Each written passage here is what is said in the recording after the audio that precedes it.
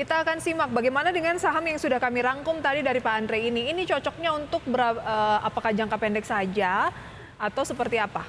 Kita lihat ya, deretan grafis saham pilihan dari RHB Sekuritas Indonesia yang sudah kami rangkum. United Tractors dengan support di 35.100, resistance di 36.200. BRMS dengan support di 173, resistance di 188.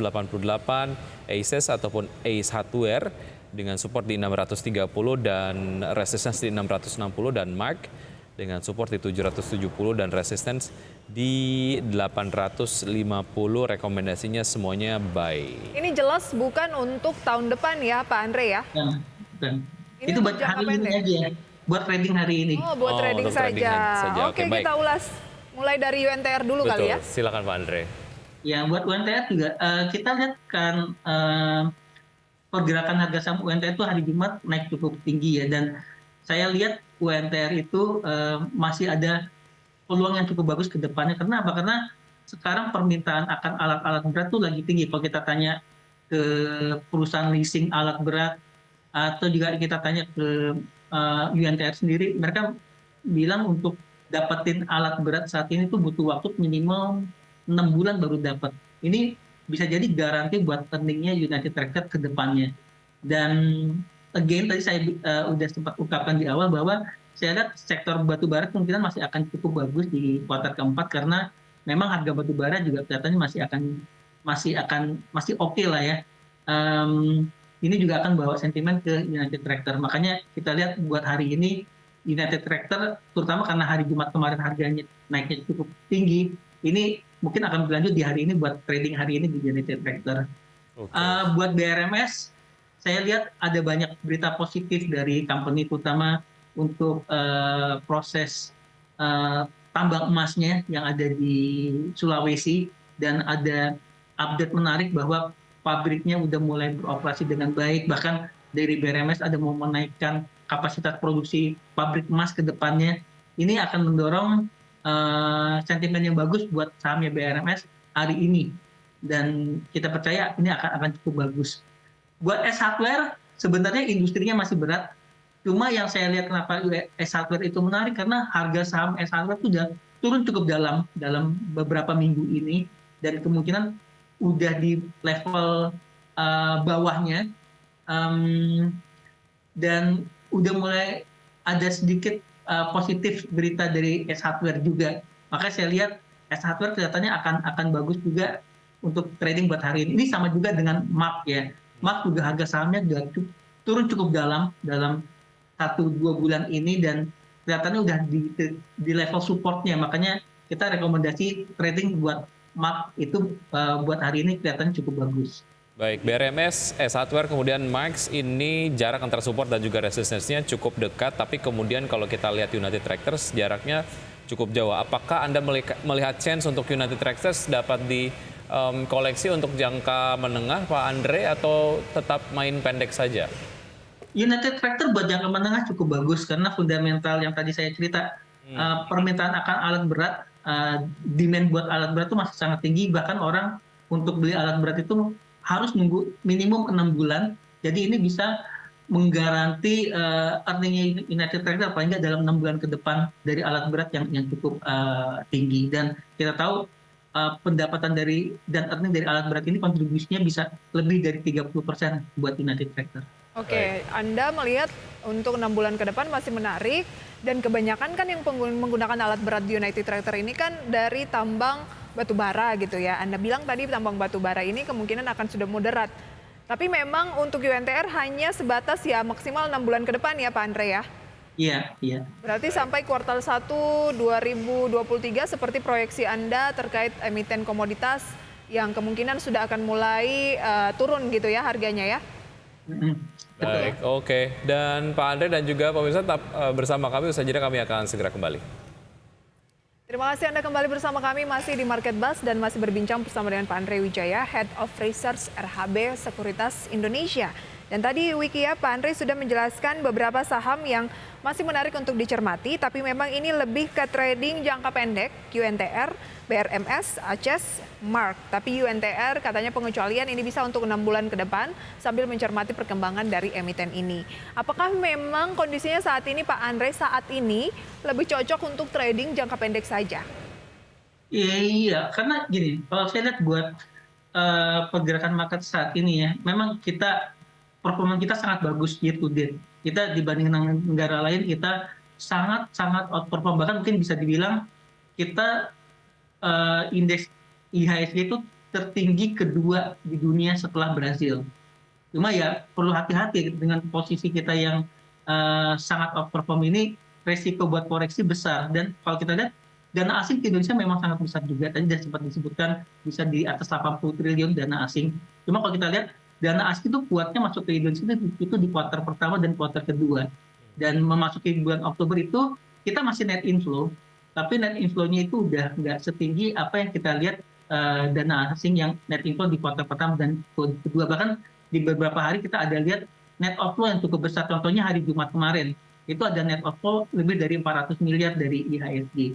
Dan ini yang saya lihat kelihatannya trennya masih downtrend buat jangka waktu pendek ini, dan mungkin ini akan terjadi di bulan Oktober dan November. Dan saya percaya di Desember mungkin akan ada perbalikan arah, jadi bisa positif lagi. Salah satu triggernya adalah window dressing. Dan juga kalau kita lihat pergerakan indeks memang 10 tahun terakhir ini di Desember lebih banyak positifnya, dan paling dalam penurunan indeks kalau secara cyclicality technical ya, itu adanya di bulan November. Itu yang harus sangat hati-hati. Oh, berarti masih ada peluang pelemahan, tapi Desember ada kemungkinan window dressing dong Pak Andre? Iya, jadi Desember kemungkinan akan berbalik arah, akan ke positif. Saham-saham apa yang kemungkinan akan dilanda window dressing, artinya memoles kinerja yang cukup apik? Yang laggingnya paling banyak, yang turunnya paling banyak. Kita lihat yang turun paling banyak itu ada saham seperti Astra International, itu masih belum balik lagi ke posisi awal. Kalau bank-bank kebanyakan udah posisinya udah bagus ya, tapi kalau Astra, kemudian saham-saham consumer staples, saya lihat juga posisinya lagging, turun banyak. Itu seperti di sana ada Mayora, ICBP, itu kelihatannya akan bisa ada window dressing di situ. Saham-saham lain yang telekomunikasi saya juga lihat performanya masih lagging. Saham-saham seperti itu yang kelihatannya mungkin akan bisa ada window dressing nanti di bulan Desember. Oke, lalu bagaimana mengukur potensi saham-saham berbasis konsumsi memasuki festive season di akhir tahun, Pak Andre? Apakah ini kemudian juga direkomendasikan? Iya, mendekati festive season, saya lihat consumer staple kemudian akan bagus kondisinya.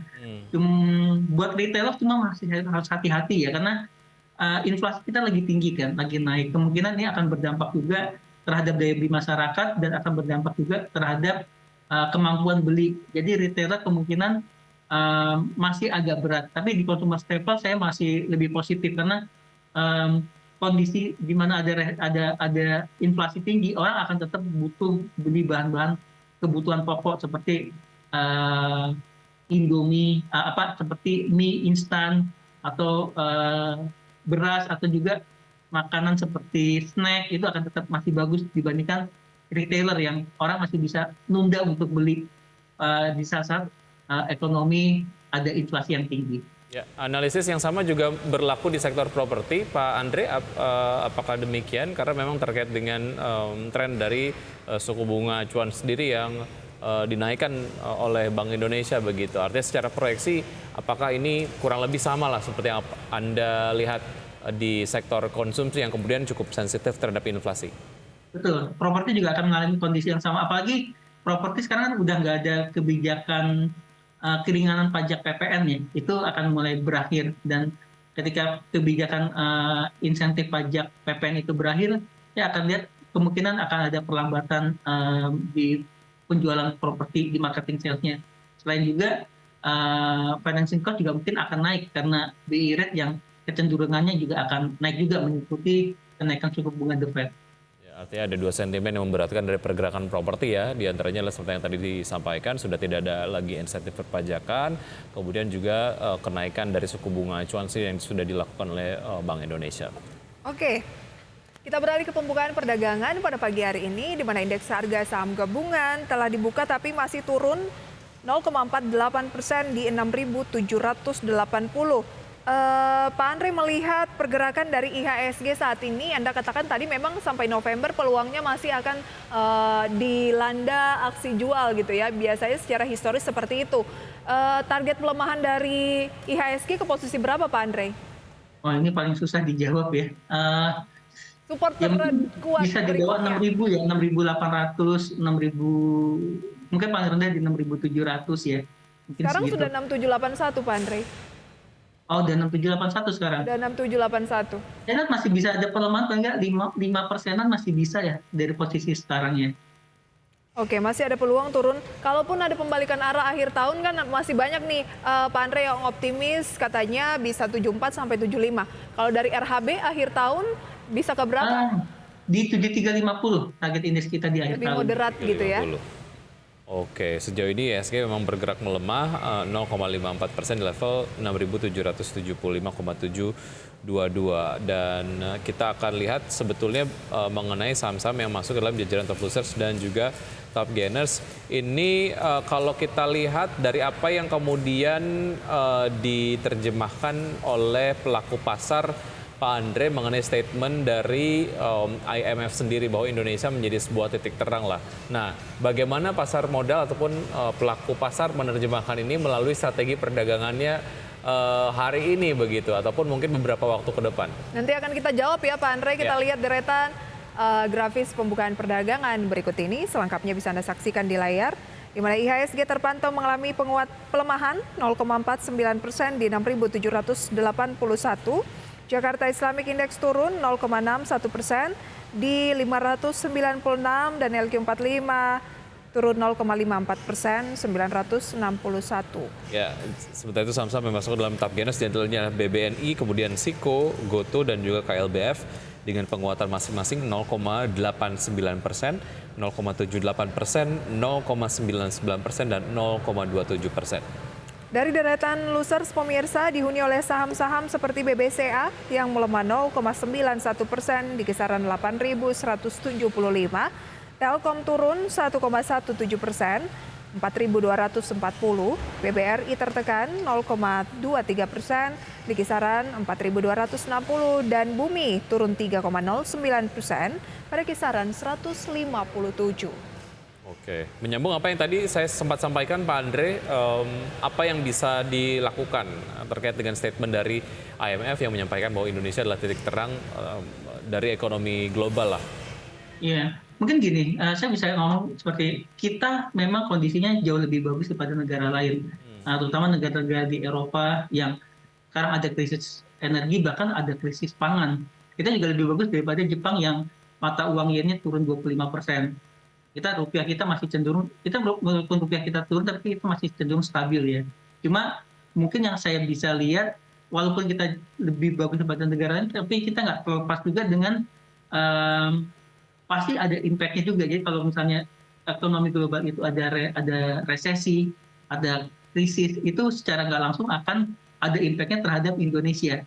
Walaupun mungkin Indonesia nanti yang sebenarnya impact-nya paling kecil dibandingkan negara lain. Jadi kita juga akan terkena di situ. Makanya kita lihat saat ini walaupun IMF memberikan news yang positif terhadap Indonesia, tapi ya saya lihat mau nggak mau juga kita akan terkena juga impact secara nggak langsung. Walaupun kita kondisinya akan jauh lebih bagus daripada negara lain, dan ini terreflek dengan pergerakan saham pagi ini. Kita lihat juga pagi ini walaupun ada statement positif masih bergerak ke negatif ya. Dan seperti tadi saya sebutkan, kelihatan di Oktober November mungkin trennya masih volatile ke negatif. Desember mungkin nanti kita lihat ada harapan untuk naik karena ada salah satu sebabnya karena ada window dressing, dan juga mungkin berita-berita jelek itu udah semua dikeluarin. Contohnya kayak inflasi yang masih naik itu udah terfactoring di harga Udah di price in ya. Yang menarik adalah terkait dengan saham defensif ataupun sektor defensif. Salah satunya adalah telekomunikasi hari ini masuk ke top losers ya, Pak Andre. Bagaimana Anda melihat Telkom sendiri sejauh mana ini kemudian mungkin bisa dimanfaatkan sebagai momen untuk kemudian bisa masuk dengan harga diskon?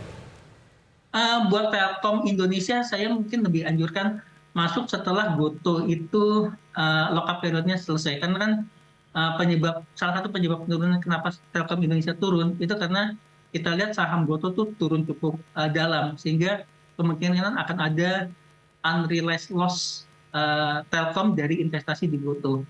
Dan ya mungkin kalau mau masuk nanti mungkin di bulan Desember ya buat Telkom Indonesia. Kalau mau buat masuk tunggu Telkom Desember. Sektornya lebih, sorry? Kalau mau masuk tunggu di bulan Desember. Iya. Masih Ini ada kalau pelemahan lanjutan ya untuk Telkom. Iya, karena harga saham GoTo masih turun cukup dalam sampai saat ini. Baik. Jadi strateginya adalah cermati saham-saham defensif kalau Anda ingin berinvestasi memanfaatkan peluang di tahun 2023 sepertinya telekomunikasi, kemudian juga perbankan dan juga saham dengan pembagian dividen yang masih cukup tinggi. Tetapi tunggu dulu karena koreksi masih akan kemungkinan berlanjut 5%-an dari posisi saat ini yang terendah gitu ya, minimal 5% lagi, dan masih ada peluang IHSG sampai dengan akhir tahun terdorong oleh window dressing 7.350 Pak Andre ya. Iya. Oke, terima kasih untuk sharingnya pada pagi hari ini. Sayang sekali waktu kita terbatas. Sukses untuk Pak Andre, selamat pagi. Oke, Terima kasih sama-sama. Pak Andre. Dan tetap bersama kami, usaha jeda kami akan segera kembali dengan segmen Create Up.